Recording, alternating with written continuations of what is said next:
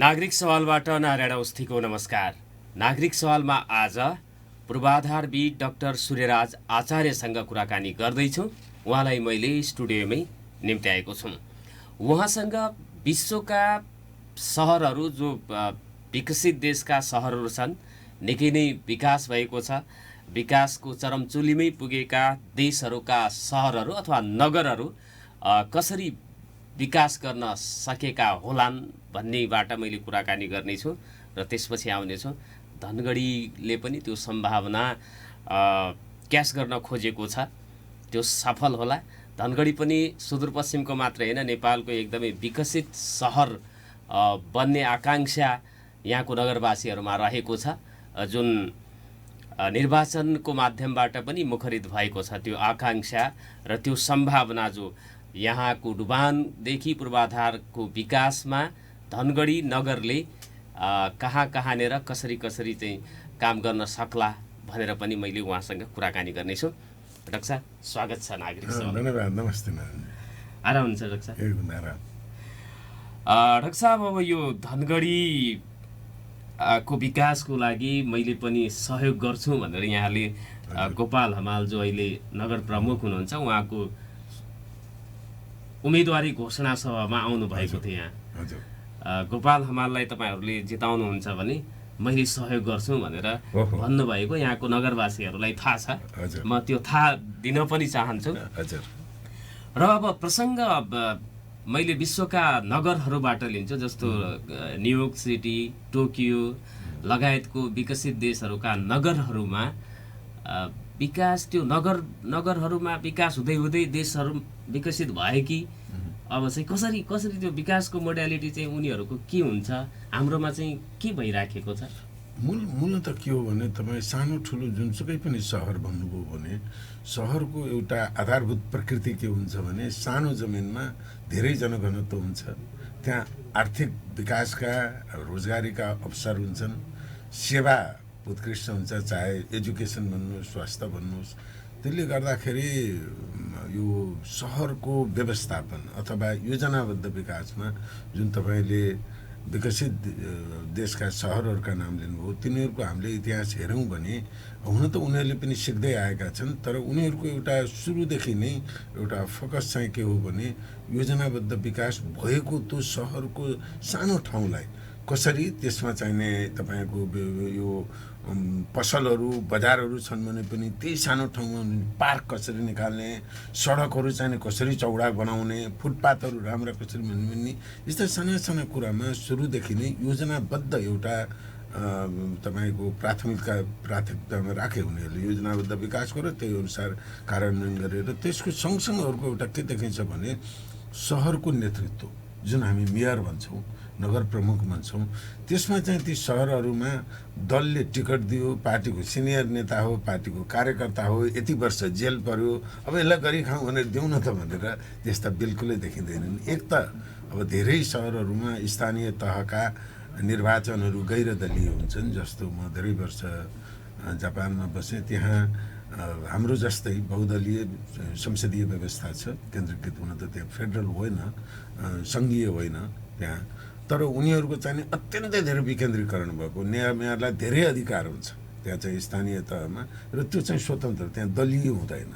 त्यो चाहिँ स्वतन्त्र उम्मेदवारहरू हुन्छन्, दलले एन्डोर्समेन्ट गर्ने, दलले चाहिँ समर्थन गरिदिने बाहिरबाट। कहिलेकाहीँ कस्तो हुन्छ भने एउटै उम्मेदवारलाई सत्ताधारी दलले पनि प्रमुख प्रतिपक्षले नै एउटालाई समर्थन गरिदिएका हुन्छन्, र मूलतः ती उम्मेदवारहरू कस्तो हुन्छ भने एउटा सामाजिक जीवनका, प्रोफेसनल जीवनका अथवा बिजनेस लिडरहरू, त्यस्तो चाहिँ तपाईँ स्थापित भएका ती व्यक्तित्वहरू जसले सहरको समष्टिगत एउटा विकासमा, त्यसको भौतिक विकासदेखि सामाजिक विकासदेखि त्यसमा चाहिने नागरिकहरूलाई प्रत्यक्ष चाहिने सेवा चाहिँ कसरी दिने, नगरवासीहरूलाई त्यो सहरमा भन्नुहोस् न, विदेशीहरू पनि त्यो सहरमा पर्यटक आयो भने कसरी लोभिने भन्ने, त्यस्ता कुरामा एउटा छटपटी भएको, साँच्चीकै म मेरो सहरलाई चाहिँ संसारमै चिनाउँछु भन्ने त्यस्तो किसिमको सोच, भिजन र त्यो प्रतिबद्धता समेत लिएका त्यहाँ चाहिँ नि धेरै जसो प्रोफेसनल भन्छौँ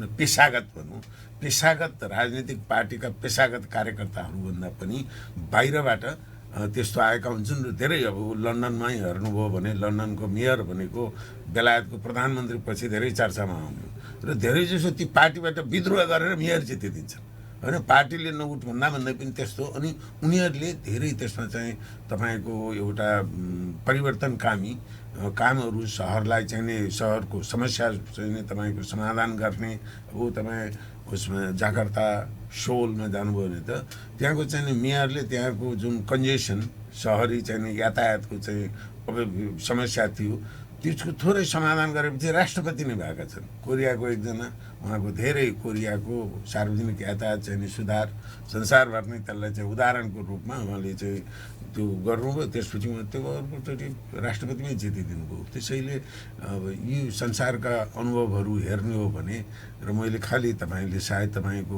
प्रश्नको सन्दर्भ पनि अहिले यहाँ जुन धनगढी उपमहानगरपालिकामा गोपी हमाल नवनिर्वाचित मेयर स्वतन्त्रबाट ल्याउनुभएको छ र त्यो यहाँले सन्दर्भ गर्नुभयो उहाँको उम्मेदवारी घोषणामा पनि मलाई एउटा चाहिँ नि सौभाग्य जुरेको थियो उहाँको उम्मेदवारीलाई समर्थन गर्ने पनि मैले कुनै उहाँसँग व्यक्तिगत सम्बन्ध अथवा पुरानो मित्र भएर त्यो होइन मैले उहाँसँग थोरै सङ्गत गर्दाखेरि पनि तपाईँको विकासको बारेमा उहाँको छटपट्टि म आकर्षित भएको मैले सुदूरपश्चिम भन्दाखेरि भन्नुभयो सुदूरपश्चिम नभन्नुहोस् न हामीले त सुन्दर पश्चिम भन्ने गरेका छौँ भन्नुभयो उहाँले र त्यो एकदम प्रोफाउन्ड मिनिङ अत्यन्तै गहिरो मिनिङ भएको त्यो अभिव्यक्ति थियो उहाँको र त्यो अनुसार अब यो मेयरको उहाँले जुन आफूलाई मेयरको उम्मेदवार बनाउँदैखेरि पनि उहाँका अभिव्यक्तिहरूमा उहाँको भिजन साँच्चीकै यो चाहिँ अब अहिले यो सहर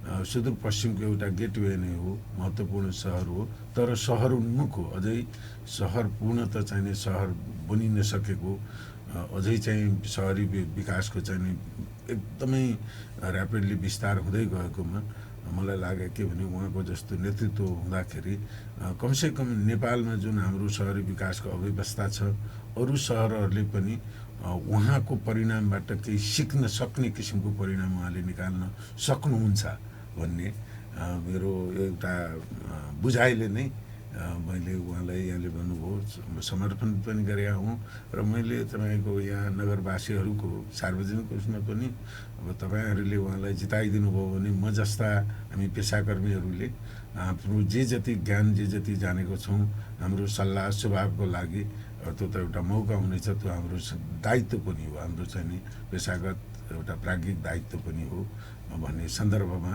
मैले त्यो बोलेको थिएँ र आज पनि एउटा धनगढी उपमहानगरपालिकाले यही अबको विकास कस्तो हुनुपर्छ व्यवस्थित सहरीकरण कसरी गर्ने यसलाई कसरी सुन्दर बनाउने या रोजगारीका अवसरहरू कसरी सिर्जना गर्ने भन्ने विषयमा नै यहाँका जनप्रतिनिधिहरू सरोकारवालाहरू स्थानीय बुद्धिजीवीहरू व्यवसायीहरू सबैको सरकारी निकायका प्रतिनिधिहरू कर्मचारी र प्राविधिकहरूको बिचमा कार्यशाला छ दिनभरिको म त्यसै सन्दर्भमा यहाँ आएको हुँ र म पुनः नवनिर्वाचित यो मेयर साहबलाई म बधाई दिन पनि चाहन्छु र उहाँको सोच र भिजन त्यसलाई कार्यान्वयनमा ल्याउन सकियोस् र धनगढीवासीहरूले परिणाम देखुन् एउटा आफ्नो सहरलाई गर्व गर्ने किसिमको र यहाँको उदाहरणबाट नेपालका अन्य सहरहरूले पनि सिक्ने केही नभए पनि अब यो भने जस्तो परिणाम निकाल्न त हाम्रो परिवेशमा हामी सीमित स्रोत साधन छ सहज नहोला तैपनि केही न केही यहाँबाट परिणाम निस्कोस् र उहाँको कार्यकाल सफल रहोस् भन्ने शुभकामना पनि दिन चाहन्छु। आदरणीय श्रोता नागरिक सवाल सुनिराख्नु भएको छ दिनेश एफएम 93.8 मेगाहर्ज लम्कीमा रहेको लम्की एफएम दिनेश खबरको फेसबुक पेजबाट मैले नागरिक सवालमा पूर्वाधारविद डाक्टर सूर्यराज आचार्यसँग कुराकानी गरिराखेको छु। छोटो व्यापारिक विश्राममा जान्छौँ। व्यापारिक विश्रामपछि थप कुराकानी गर्नेछु। दिनेश एफएम र लम्की एफएम सुन्दै गर्नु। पुनः स्वागत छ आदरणीय श्रोता नागरिक सवालमा पूर्वाधारविद डाक्टर सूर्यराज आचार्यसँग कुराकानी गरिराखेको छु। पूर्वाधारविद भइसकेपछि धनगढीको पूर्वाधार विकासको लागि धनगढीलाई एउटा पहिले भनिन्थ्यो स्मार्ट सिटी बनाउन के गर्न सकिएला स्थानीय सरकार प्रदेश सरकारले सङ्घ सरकारले कस्ता बजेटका कार्यक्रमहरू ल्याउनुपर्छ र नगरले चाहिँ के कस्तो इनिसिएसन लिनुपर्छ यहाँको नागरिकहरूले त्यो नगरलाई अझ व्यवस्थित बनाउनको लागि कहाँनिर सहयोग गर्न सक्छन् भनेर पनि मैले उहाँलाई सोध्नेछु। डाक्टर साहब पुनः स्वागत छ। हुन्छ, हस्, धन्यवाद महाराजजी। यो अहिले एउटा नेपालका 3वटा नगरहरूमा स्वतन्त्र मेयरले चाहिँ चुनाव जित्ने अवस्था आयो। काठमाडौँमा बालेन्द्र शाह, धरानमा हर्क राईले जित्नु भएको छ भने धनगढीमा गोपाल हमालले। यो एउटा 3वटा मुख्य सहरै, 2टा उपमहानगरपालिका, एउटा महानगरपालिकाको मतदाताले के सन्देश दिन खोजेका होलान् जस्तो लाग्छ यहाँ?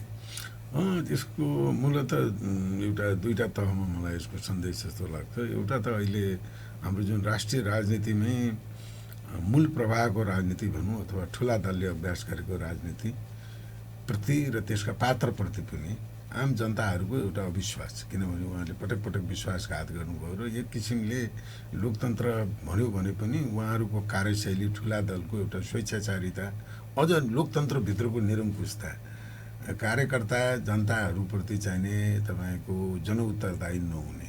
हामीले उठायो भने त पार्टीकोले एउटा जसलाई चरो मुसो जो उठायो भने पनि भोट दिन बाध्य छु भन्ने किसिमको उम्मेदवार चयनमा र अब पहिला जिताइदिएको पनि, जस्तो काठमाडौँमै त पहिला दलकै उम्मेदवारलाई जिताएका हुन्।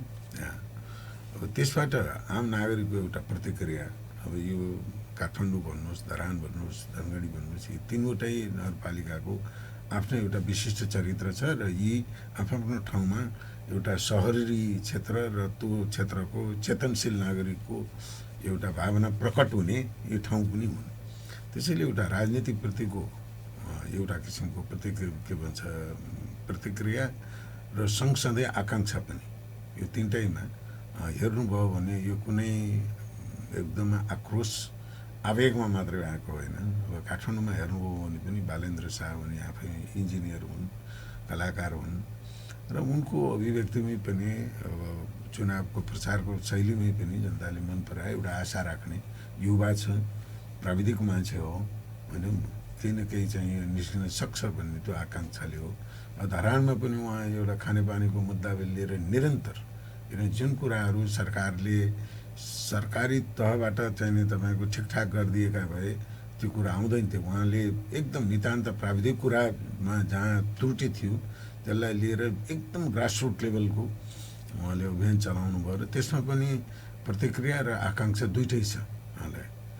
अब यो धनगढीको त अझ विशिष्ट के छ भने गोपाल हमालको जुन पृष्ठभूमि हो, उहाँ अघिल्लोचोटि पनि झन्डै जितिसक्नु भएको थियो र त्यसले अब यो स्वतन्त्र मात्र नभएर उहाँ एउटा व्यावसायिक पृष्ठभूमि, यहाँको समाजसेवी भएको हुनाले यो साँच्चीकै एउटा परिणाम निकाल्न सक्ने, किनभने स्वतन्त्र हुँदा एउटा सजिलो के छ भने पार्टीका कार्यकर्तालाई काम गरिदिनु पर्दैन, सिधै जनताको काम गर्न सकिन्छ। दलबाट चुनिएकालाई चाहिँ जनताको काम, नगरपालिकाको कामभन्दा कार्यकर्ताको कामलाई चाहिँ प्राथमिकता राखिदिनुपर्छ।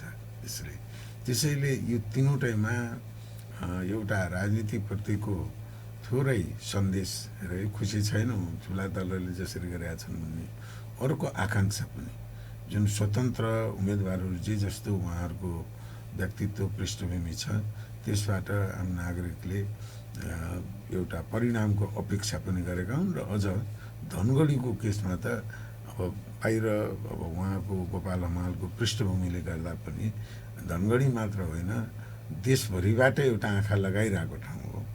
यो हुँदा उहाँको उमेरले पनि, उहाँको अनुभवले पनि र उहाँको अभिव्यक्ति र उहाँको जुन एउटा बोल्डनेस छ, अब त्यसले गर्दा अब यो धनगढीको अहिलेको चाहिँ नवनिर्वाचित मेयरको चाहिँ त्यहाँ चाहिँ केही न केही हुन्छ तुलनात्मक रूपमा, 2टा ठाउँमा भन्दा पनि त्यहाँ परिणाम देखिन्छ भनेर यो धनगढीका मतदाताले त उहाँहरूले आकाङ्क्षा गरेर नै त्यस्तो चाहिने एकदम अत्यधिक बहुमतले जिताइदिनु भयो। तर देशभरिको अन्य ठाउँबाट पनि त्यो अपेक्षा र चाहिने नजर चाहिने लागिरहेको अवस्था हो।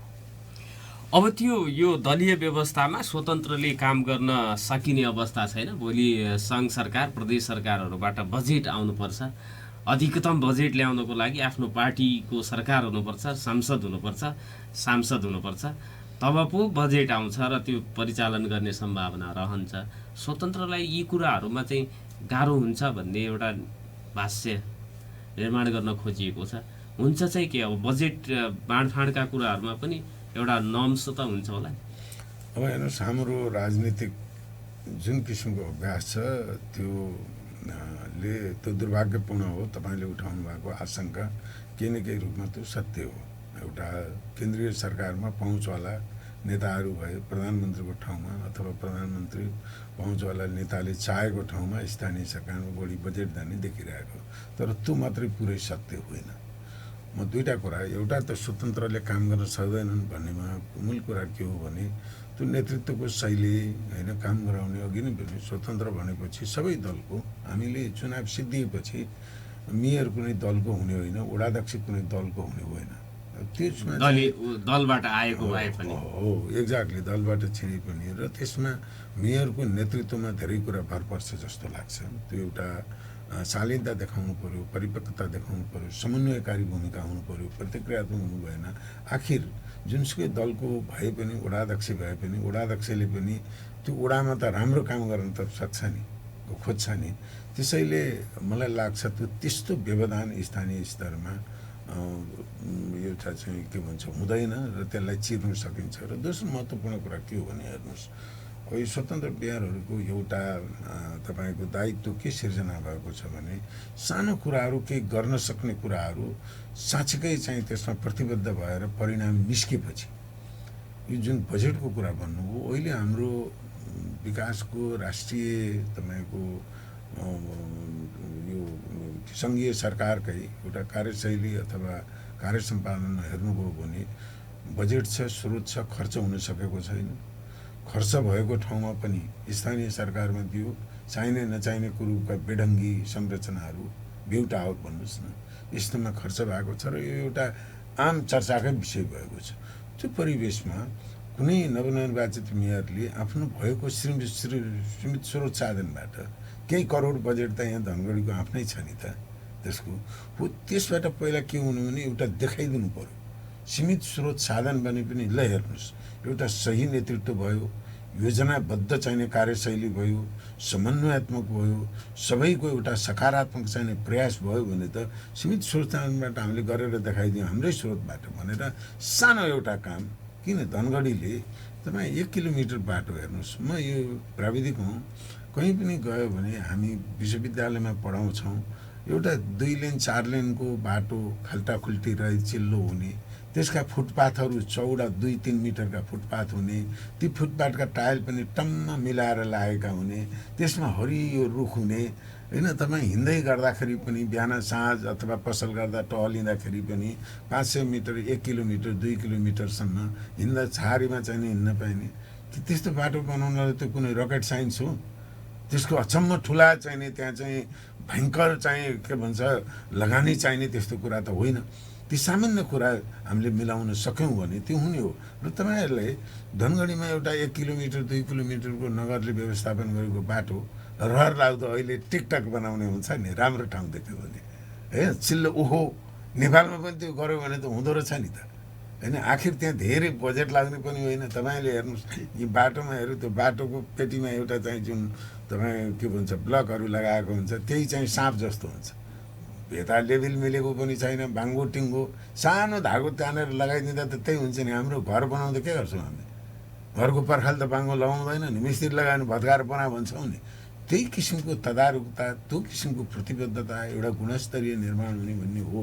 थोरै पैसाले पनि त्यो देखाइदिनु भयो र एउटा नगरपालिकाले ओहो त्यहाँ त सीमित स्रोत साधन पनि देखियो भने मलाई के लाग्दैन भने हेर्नुहोस्, हाम्रा केन्द्रीय जुन मन्त्रालयहरू, केन्द्रको बजेट आउने पनि कतिपय कुरा कर्मचारीको तहबाट पनि हुन्छ। मलाई थाहा छ केन्द्रका प्राविधिक कर्मचारी साथीहरूमा पनि हामीले दिएको बजेट कुनै स्थानीय तहमा गएर त्यहाँ एउटा नवीनतम हिसाबले थोरै स्रोत साधनबाट उदाहरण हुने भन्यो भने त वहीँ दिन आउनुहुन्छ, दाताहरू छन् हेर्नुहोस्।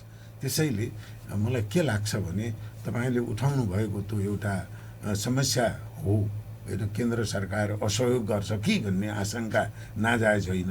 तर त्यो असहयोगलाई के भने सानो एउटा सकारात्मक परिणाम भयो भने उहाँहरू किनभने जतिसुकै हामीले विसङ्गति जे भए पनि हाम्रो नेताकै तहमा पनि हेर्नुहोस् एउटा नगरपालिकाले राम्रो काम गरिरहेको छ त्यसलाई त बजेट दियो भने धन धेरै राम्रो गरेर हाम्रो राजनीति बिगार्दैला भनेर त्यो तहमा सोच्नुहोस् न जस्तो लाग्दैन।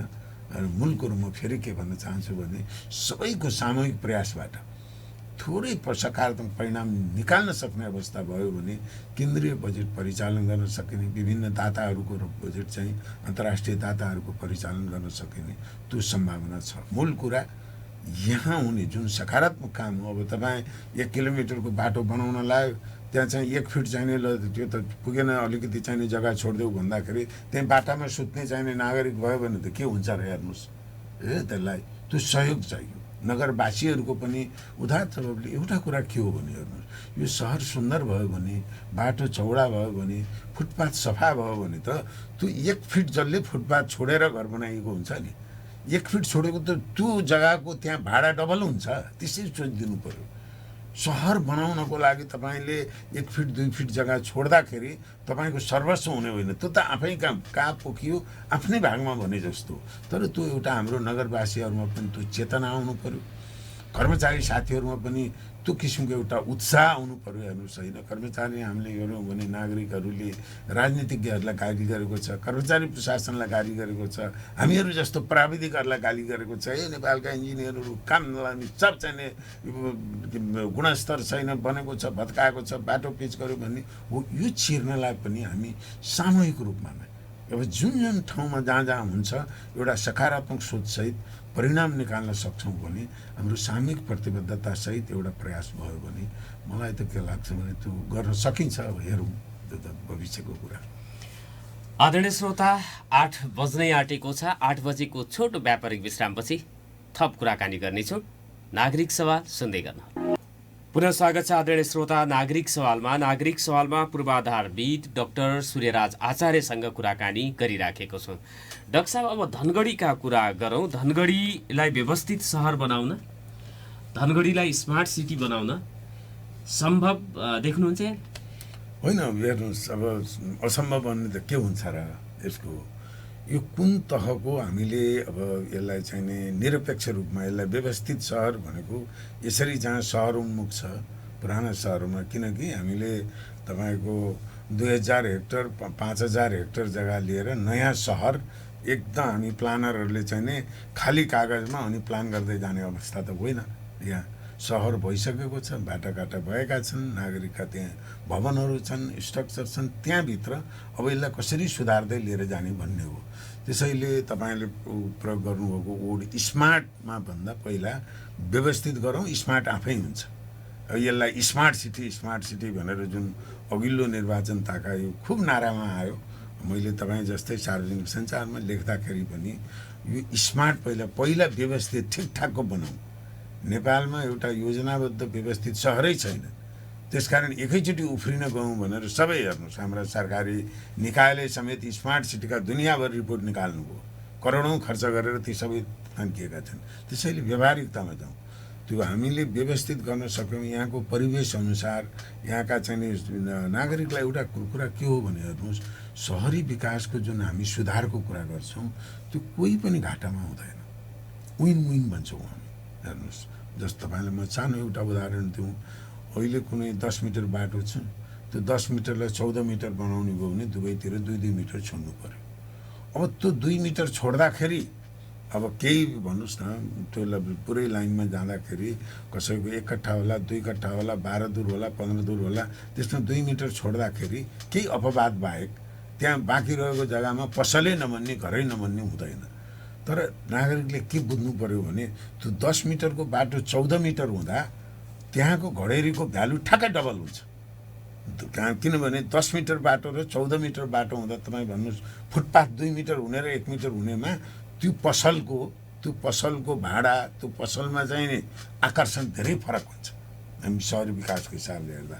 त्यसैले नागरिकहरूले पनि के बुझ्नु पर्यो भने बाटोलाई मैले 2 मिटर छोडेँ भने मलाई फाइदा हुने कुरा हो। यो मेयरलाई दिएको त होइन नि, नगरपालिकालाई होइन, होइन। फाइदा त 2 मिटर छोड्दाखेरि 10 मिटरको बाटो 14 मिटरको हुँदा त्यो बाटाको पुरै एरिया नै आकर्षित हुन्छ, के भन्छ आकर्षक हुन्छ यसको, त्यहाँको बिजनेस बजारको आकर्षक बढ्छ। त्यो हिसाबले नागरिकदेखि प्राविधिक तहमा नेतृत्व तहमा सबभन्दा पहिला व्यवस्थित सहर भनेको के हो, त्यो कसरी बनाउने, अब त्यसका चाहिँ नीतिगत कुराहरू के हुन् र मूलभूत कुरा के भने सुन्दर सहर भयो, व्यवस्थित सहर भयो भने सहरवासी कोही पनि घाटामा हुँदैन, सबैलाई विन विन हुने हो भन्ने पहिला त्यो सोच यहाँका सबैमा, राजनीतिक नेतृत्वमा, पार्टीका कार्यकर्ताहरूमा, बिजनेसम्यानहरूमा, हरेक सरोकारवाला स्थानीय नागरिक समाजका अगुवाहरू सबैमा त्यो सोच आउनु पर्यो पहिला। अब त्यो आइसकेपछि अब धनगढी जस्तो सहरलाई कसरी व्यवस्थित बनाउने भन्दा यो कस्तो अवस्था हो भने तपाईँले एउटा यही भन्नुहोस् न, तपाईँले 2 कट्ठा जग्गामा राम्रो सुन्दर बिल्डिङ बनाउँछु म, 4 तले चाहिँ बस्ने, अलिकति चाहिँ फ्ल्याटबाट भाडामा दिने भन्यो भने एउटा आर्किटेक्टलाई लगाउनु भने साँच्चैकै सुन्दर बनाउने, त्यो बिल्डिङ अगाडि बसेर अहिलेका युवाहरूले सेल्फी खिच्ने, टिकटक बनाउने बिल्डिङ बनाउन सकिन्छ। आर्किटेक्टले राम्रो डिजाइन गरेर गार्डनहरू बनाइदिन सक्छन्। तर अब तपाईँको चाहिँ पहिला बुवा हजुरबाको पालादेखिको चाहिँ बिल्डिङ थियो कन्क्रिटको, उहाँहरूले आफ्नो जे जस्तो बुद्धिले सकेको 2-3 तले बनाउनु भएको छ पिलर सिस्टम यताउति दिएर। तर अहिले हेर्दा त नाति पुस्तामा आउँदा त राम्रो त छैन। अब त्यसलाई भत्काउँ भने पनि कन्क्रिटको बलियै बिल्डिङ छ, जग पनि ठुलै लाग्या हो त्यसको। अब त्यसलाई चाहिँ अलिकति बरन्डाहरू निकालेर अहिलेको आधुनिक बनाऊ भने रेट्रोफिटिङ भन्छ कति हामी, भूकम्पको त्यसलाई सबलीकरण गर्ने पनि, त्यो मात्र नभएर देखिँदा पनि अब कसरी बनाऊ, त्यसलाई 3 तले घर छ अहिले 6 तले 7 तले बनाउनु पर्यो, चोकमा छ, भाडामा पनि जान्छ, बजारमा पनि जान्छ। तर भत्काइहाल्न पनि चाहिने त्यसलाई चाहिँ नमिल्ने छ, नबनाऊ भन्यो भने त्यसको एउटा उपाय हुन्छ, त्यसलाई बनाउन सकिन्छ।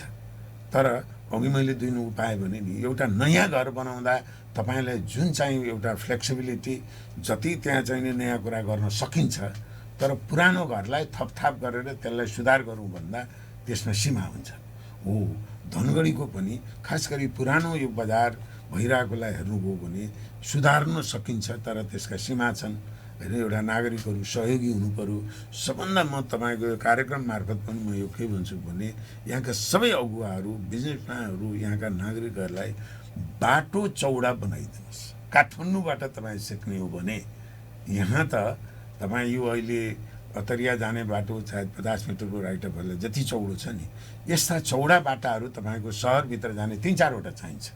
किनभने यो सहर त तपाईँहरूले सहरको विकास, भौतिक विकास भनेको त अहिलेको पुस्ताको लागि होइन, यो त 30-40-50 वर्षको पुस्ताले सराप्ने नहोस्। अहिले काठमाडौँको हेर्नुहोस् त, काठमाडौँका तपाईँ इमेजिन गर्नुहोस् होइन, चिनियाहरूले बनाउँदा चक्रपथ त्यतिखेर 50 मिटर लिइदिए। म कलेज पढ्न त्यहाँ जाँदा 36 सालमा जाँदाखेरि त्यहाँ फाटाफुटा एउटा 2टा गाडी हुन्थे, त्यही 2 लेनको बाटो थियो, यत्रो पनि किन बनाइदिएको भन्ने लाग्थ्यो। अहिले हेर्नुहोस् त त्यो 50 मिटरको लिँदा पनि त्यो चक्रपथ पनि साङ्ग्रो हुन लागिरहेको छ। त्यसबाट सिकौँ, त्यो कुनै अनुमानको कुरा गरे होइन। यहाँ धनगढीवासीहरू काठमाडौँ त पक्कै जानुहुन्छ, हेर्नुहोस् त्यहाँका काठमाडौँका मैले के भन्ने गरेको छु भने एउटा बिम्बको रूपमा काठमाडौँका धेरै टोल सहर 60-70% धनी मान्छे बस्ने सुकुम्बासी बस्ती जस्ता छ। पक्की घर भन्दैमा सहर हुँदैन। सुकुम्बासी बस्ती भनेको फेरि सुकुम्बासीको बिम्ब युज गरेँ हौँ, यसलाई मैले वर्गको कुरा गरेँ होइन। हामी अङ्ग्रेजीमा स्लम भन्छौँ। स्लम एरिया भनेको के हो भने सहरका बस्तीहरू जहाँ आधारभूत पूर्वाधार सुविधाहरू छैनन्, दमकल जाँदैन, पार्किङ गर्ने ठाउँ छैन, ढलको व्यवस्था छैन, पानी पर्यो जलामय हुन्छ। त्यसैले तपाईँले 2 करोडको घर बनाउँदैमा पक्की घर भन्ने हुँदैन हो। घर त भित्र बैठक कोठा त राम्रो राख्नुभयो होला, तर बाहिर निस्किने बित्तिकै हिलो छ, कुनै सुविधा छैनन् भने त्यो स्लम नै हो एउटा टेक्निकल प्राविधिक हिसाबले हो। त्यसबाट सिकेर हामीले धनगढीलाई सुधार गर्ने, अहिले पुरानो सहरमा कसरी सुधार गर्ने होइन। मैले सुने यहाँको त बाटो चाहिँ 30 मिटरको निर्णय भइसकेको बाटो घटाएर चाहिँ 24-25 मिटर गरियो। दिक्क लाग्छ हेर्नुहोस्। त्यो चाहिँ त्यो कुरा समाचारले मात्रै पनि हेर्नुहोस्, त्यसले के देखिन्छ भने यहाँको राजनीतिक नेतृत्व कति रिग्रेसिभ, प्रगतितिर होइन अवन्नतितिर, र यो त सहरको भविष्य बर्बाद गर्ने त्यस्तो सोच्ने हो। त्यस्तो नराखिदिनुहोस्। म फेरि बिन्ती गर्छु विनम्रताका साथ यहाँका नागरिक अगुवाहरू, बिजनेसम्यानहरू, नागरिकहरूलाई के भन्न चाहन्छु भने बाटोमा छोडेको जग्गाले तपाईँलाई घाटा हुँदैन। त्यो समग्र सहर त्यो बाटोको छेउकै तपाईँले जति छोड्नुहुन्छ बाँकी रहेको जग्गाको मूल्य अभिवृद्धि हुन्छ, बढ्छ, त्यसको आकर्षण बढ्छ। त्यसैले त्यो सोचअनुसार गयौँ भने धनगढीको अब यसलाई तपाईँको आकर्षक, सुन्दर, व्यवस्थित बनाउन सक्ने ठुलो सम्भावना छ। मैले फेरि भने पुरानो सहरमा एउटा किसिमको हाम्रो चाहिने कार्यशैली र रणनीति चाहिन्छ, जुन अहिले नयाँ विस्तार हुँदै गएका हुन्, जहाँ तुलनात्मक रूपमा खाली छ। त्यसमा आधुनिक सहरहरू तपाईँको चाहिने हाउजिङहरूको होइन, किनभने यहाँ सहरको चाप यो सुदूरपश्चिमको गेटवे नै यो भएको हुनाले सहरी विकासको चाप बढी भएको सहरमा पर्छ यो। र अर्को महत्त्वपूर्ण कुरा के हो भने धनगढीको म सुरुमा यहाँ आउँदाखेरि यसको जुन भौगोलिक अवस्थिति छ, दिल्लीबाट, इन्डियाको राजधानी दिल्लीबाट सबभन्दा नजिकको नेपालको सहर यही पर्दो रहेछ। 4-5 घन्टाको ड्राइभबाट आउने हुँदो रहेछ। त्यसैले यहाँ त भारतीय पर्यटकहरूको लागि भारतको चाहिने तपाईँको यो के भन्छ हाम्रो आर्थिक चाहिने कनेक्सनको लागि सबभन्दा प्रभावकारी रूपमा त्यो कनेक्टिभिटी इस्टाब्लिस गर्न सक्ने सहरमा यो पर्छ। 4-5 घन्टाको ड्राइभमा भनेको त हेर्नुहोस्, त्यो धेरै तपाईँको चाहिँ आर्थिक रूपमा पनि र सामाजिक रूपमा, सामाजिक सांस्कृतिक रूपमा हामी भारतसँग त त्यसै निकट छँदैछौँ। र त्यसलाई हामीले एउटा बिजनेसमा, सहरी विकासमा, सहरको आधुनिकतामा त्यसलाई जोड्न सक्छौँ। त्यो सँगसँगै अब तपाईँ यो सुदूरपश्चिमको जुन पहाडी जिल्लाहरूको यसको चाहिने एउटा आर्थिक, सामाजिक सेवाको, आर्थिकको, आधुनिकताको केन्द्र पनि यो हो। त्यसैले यी कुरालाई जुन यसको एउटा रणनीतिक सम्भाव्यताको कुरा छ र त्यसलाई यहाँको भौतिक विकास, सहरी विकास, अब सेवाहरूको प्रवाह, त्यो कुरालाई जोड्न सक्यौँ भने यो मलाई के लाग्छ भने धेरै कुराहरू चाहिँ सकारात्मक परिणाम निकाल्न सम्भव छ जस्तो लाग्छ। यो बाटो चौडा गर्ने क्रममा कसैको त 7 धुरमा 5 धुरमा घर बनेको स्थिति होला। हजुर, त्यो मान्छे त मार्कामा पर्छ। त्यस्तो स्थितिमा अब चौडा गर्नु आवश्यक छ। चौडा गर्यो भने जति जमिन उसको बच्छ उसलाई नै फाइदा हुन्छ भन्नको लागि नगरपालिकासँग त्यो एउटा यो ल्यान्ड पुलिङ गर्ने अधिकार हुन्छ। त्यो गर्न सकिन्छ, कसरी सकिन्छ? एकदम महत्त्वपूर्ण गर्नु। हामीले सहरी विकासका विभिन्न इन्स्ट्रुमेन्ट, नेपालमा औजार भन्नु अथवा नीतिगत कुराहरू, विभिन्न उपायहरू हुन्छन् सरकारसँग। अवस्था कस्तो हुने, सरकारले ती उपायहरू उपयोग नगरेको अवस्था हो। यहाँले एकदम महत्त्वपूर्ण कुरा गर्नुभयो। कहिलेकाहीँ व्यवहारिक कुरा के हुन्छ भने उसको 2 कट्ठा जग्गा छ, 1 धुर चाहिने 3 मिटर बढाउँदा 1 धुर 2 धुर जान्छ भने त उसलाई फाइदा भइहाल्यो, त्यो समस्या भएन। हुन त त्यस्तोमा पनि हाम्रो चिन्तन चाहिँ, त्यसमा पनि हलो अड्काउने चिन्तन त छन् मान्छेहरू त्यो। तर यहाँले भन्नुभयो 3 मिटर जग्गा दिँदा जम्मा 7 धुर जग्गा छ, 3 मिटर बाटोले चाहिने खाइदियो भने त बाँकी पछाडि 4 मिटर रहन्छ, घरै बन्दैन। अथवा बन्ने भयो अलि थोरै जग्गा हुने भयो भने त्यसका विभिन्न इन्स्ट्रुमेन्टहरू नगरपालिकाले गर्न सक्छ। एउटा त घर त बन्छ तर थोरै जग्गा रह्यो, उसको चाहिने बाँकी रहेको जग्गाभन्दाको अनुपातमा बाटोलाई दिएको चाहिने उल्लेख्य भयो भने त्यस्तोलाई नगरपालिकाले के गरिदिन्छ भने हामी एफआइआर तपाईँले नक्सा पास गर्दा कति तलामाथि जाने अथवा जग्गाको रेसियोमा फ्लोर कति हुने भन्ने हुन्छ।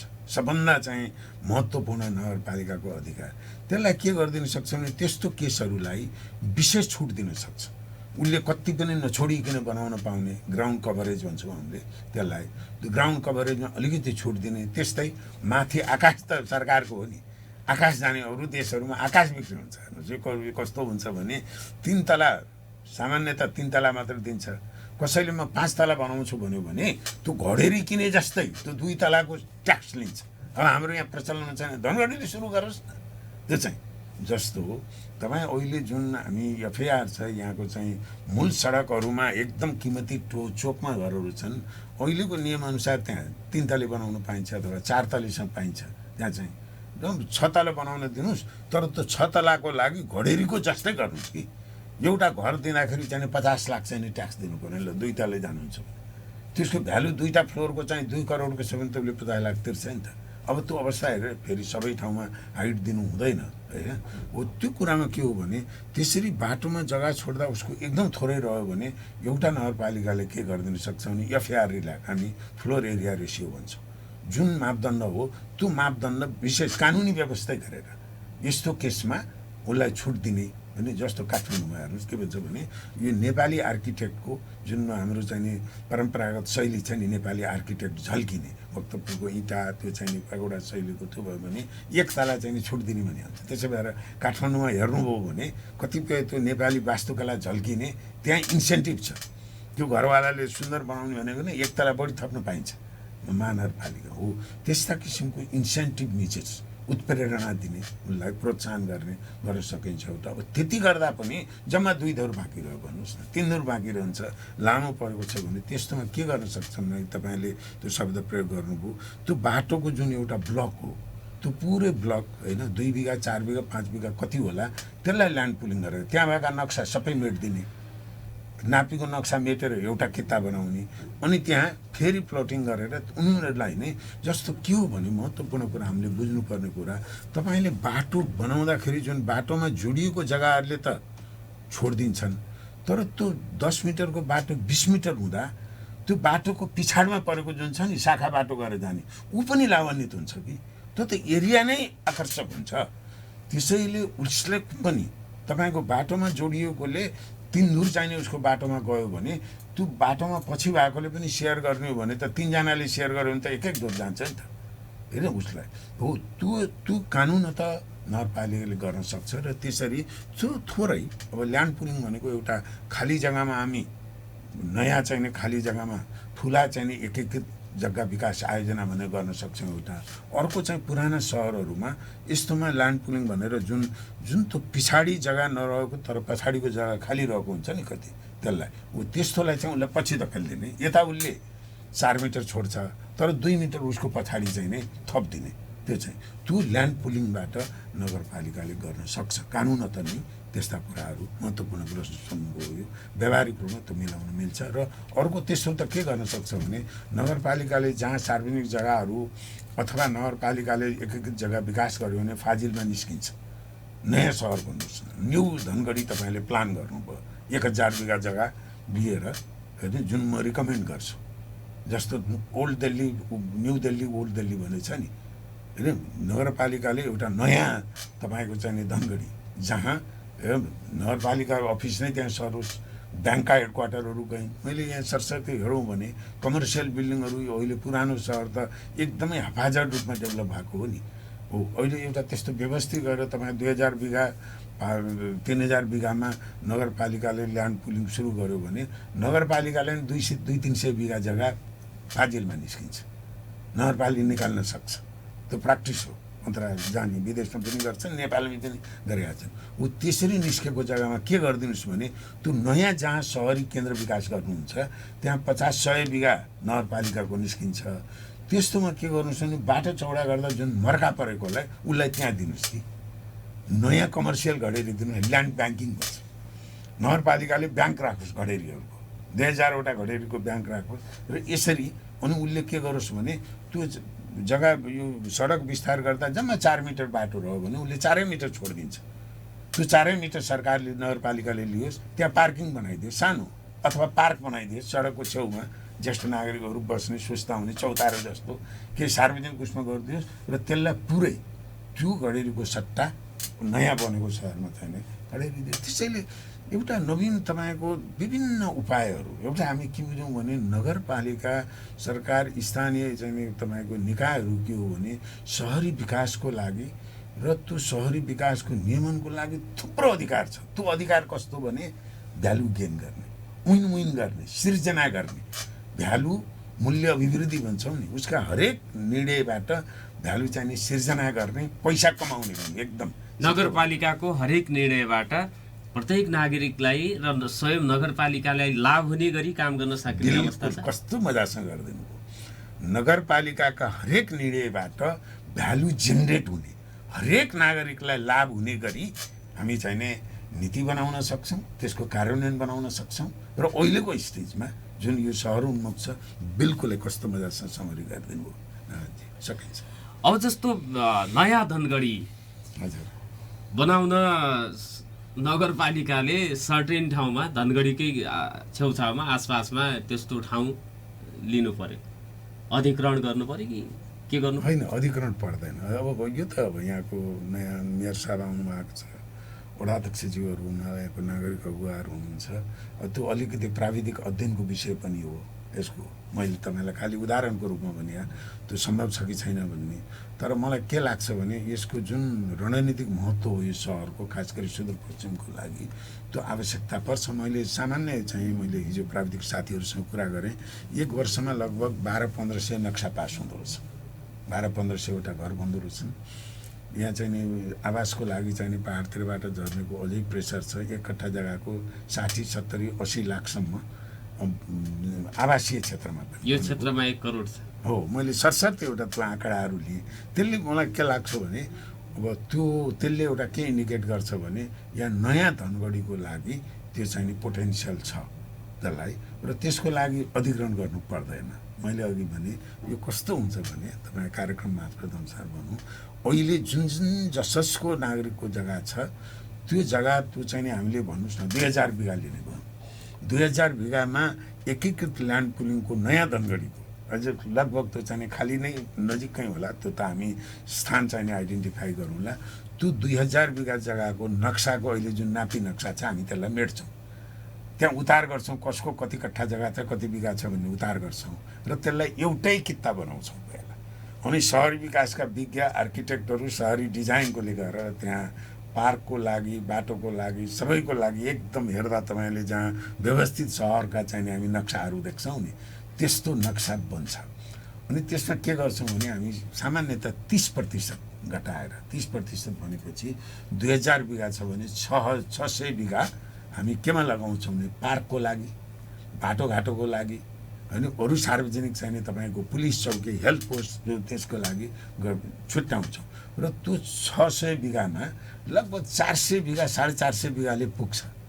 150-200 बिघा चाहिँ नगरपालिकालाई भडाइदिने जग्गा नै प्राप्त हुन्छ, जुन व्यावसायिक हिसाबले उसले ठुल्ठुला भन्नुहोस् न, यी अब भाटबटेनी यहाँ आउने भयो, नयाँ सपिङ मल आउने भयो, रेस्टुरेन्ट आउने भयो, 5 स्टारै होटल त्यो ठाउँमा भन्नुहोस्, एकदम ठुलो पार्क छ। अब यहाँ हेर्नुहोस् तपाईँ, यहाँ ठुल्ठुलो चाहिने अहिले होटलहरू बन्दैछन्, होटलबाट बाहिर निस्क्यो 12 फिटको बाटो छ। त्यो चाहिँ त्यो होटलबाट बाहिर निस्केपछि त त्यो एउटा अघि हामीले कुरा गऱ्यौँ नि, दिल्लीको बम्बईबाट यहाँ टुरिस्ट आउँछन् भने ओहो यहाँ आएर टक्क होटलबाट बिहान उठेपछि पार्कमा मर्निङ वाक गर्ने ठाउँ होस् न त, 5 स्टार होटलमा बसेपछि हो। त्यस्तो किसिमको ठाउँमा ती चाहिँ जुन नगरपालिकाले ल 100 बिघा मात्रै पनि नगरपालिकाले प्राप्त गर्यो भने त अरबौँको बिजनेस हुन्छ। र अब नागरिकको कुरो भन्नुहोस्, अधिग्रहण मैले भनेको छु, उनीहरूले के पाउने भयो 30% जग्गा घटाएर पाउने। अहिले 10 कट्ठा कसैको जग्गा छ भने 7 कट्ठा जग्गा पाउनु भयो। त्यो 7 कट्ठा जग्गा कोही हुनु भने त अहिलेको भइरहेको त्यो चाहिँ ल्यान्डको 1 कट्ठाको चाहिँ 10-15 लाख होला त्यो क्षेत्रमा, तर त्यो 1 कट्ठाकै 50 लाख हुन्छ भनेपछि भाउ चाहिँ 5 गुणा बढ्यो, तर घट्यो कति 30% मात्रै। 30% जग्गा घटाएर पाउनुभयो तर भ्यालु चाहिँ 500% बढ्यो। त्यो कुरा बुझिदिनु पर्यो, बुझाउन सक्नु पर्यो। एकजना मेयरले मलाई, उहाँले लागू त गर्नु भएन, म नाम नभनौँ, एउटा चर्चित मेयर हुनुहुन्थ्यो। मैले यो कुरा भन्दा डाक्टर साहब त्यो कुरो थाहा छ, अब यहाँ चाहिँ गर्छ नि के थाहा छ, त्यही के मलाई चाहिँ 10 किलो चाँदी देऊ म 7 किलो सुन बनाएर दिन्छु भने त हो नि त्यो भन्नुभयो कि कस्तो मजाको उदाहरण दिनुभयो।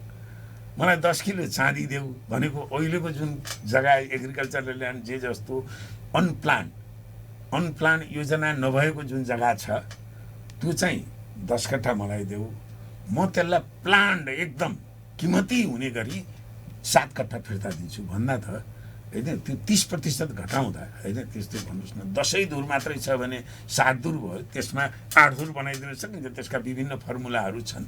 तर त्यो किसिमको ल्यान्ड एकीकृत आयोजना हुँदा मलाई लाग्दैन कि कोही पनि जग्गादानीले नागरिकहरूले विरोध गर्न बुझायौँ भने त्यसलाई चाहिँ त्यसको। र त्यसरी कमसेकम भन्नुहोस् मलाई के लाग्छ भने 10-15-20 वर्षपछि धनगढीकै यता नयाँ पुस्ताहरूले के खोज्छ भने हेर्नुहोस्, नयाँ कलोनी खोज्छ, नयाँ पार्क भएको ठाउँमा खोज्छ। धनगढी जन्मिया ठाउँ त तर के जाने त शिक्षक नै छैन, सबै झोपडपट्टि जस्तो नि, त्यो वास्तविकता हो। र अहिलेको नेतृत्वले खास गरी नयाँ मेयर साहबले यी कुरा बुझ्नुहुन्छ जस्तो लाग्छ मलाई। र त्यो सोचमा अब यो त म फेरि यो मेरो आदर्श सोच पनि हुनसक्ला, व्यवहारिकतामा कति हुन्छ म आजको कार्यशैलीमा पनि तिनै कुराहरू हामी छलफल गर्ने हौँ त्यसको। तर मलाई के लाग्छ भने त्यो गर्न सकिन्छ यदि यहाँको राजनैतिक सोचमा अहिले तपाईँले र मैले गरेका कुराहरू भविष्य द्रष्टा भएर अब ती कुराहरू भने त्यसलाई कार्यान्वयन गर्नको लागि किनभने धेरै केही वार्डहरूमा पुरानो सहर बस्ती भइसकेका छ धेरै खाली भएका वडाहरू पनि छन् अनि त्यस्तोमा हामीले चाहिँ नि सबै एउटा समन्वयात्मक प्रयास भयो भने गर्न सकिने कुरा हो। डाक्टर साहब, कुरा गर्दा गर्दै हाम्रो निर्धारित समय सकिएको छ। यो संवाद निकै महत्त्वपूर्ण रहेको छ। नयाँ धनगढीको सपनाका विषयमा पनि हामीले परिकल्पना गरेका छौँ। यो संवादलाई यहाँहरूले दिनेश खबरको फेसबुक पेज, युट्युब च्यानल पनि रहेको छ दिनेशखबर.com, त्यहाँ गएर हेर्न र सुन्न सक्नुहुनेछ। हामीलाई सुनेर साथ दिनुभयो, डाक्टर साहबको अमूल्य समय दिनुभयो, यसको लागि यहाँले मलाई मौका दिनुभयो, धेरै धेरै धन्यवाद। यहाँहरूलाई पनि अब यो धनगढी निर्माणमा नयाँ मेयर साहब गोपाल हमालको जुन उत्साह, जुन सोच, जुन भिजन उहाँले लिएर यो चाहिँ जिम्मेवारी सम्हाल्नु भएको छ, उहाँलाई सफल बनाउने खास गरी यहाँहरू जस्तो मिडियाकर्मी, नागरिक समाज, बुद्धिजीवीहरू, व्यवसायीहरू, खास गरी युवाहरू, किनभने भविष्यको धनगढी युवालाई चाहिएको।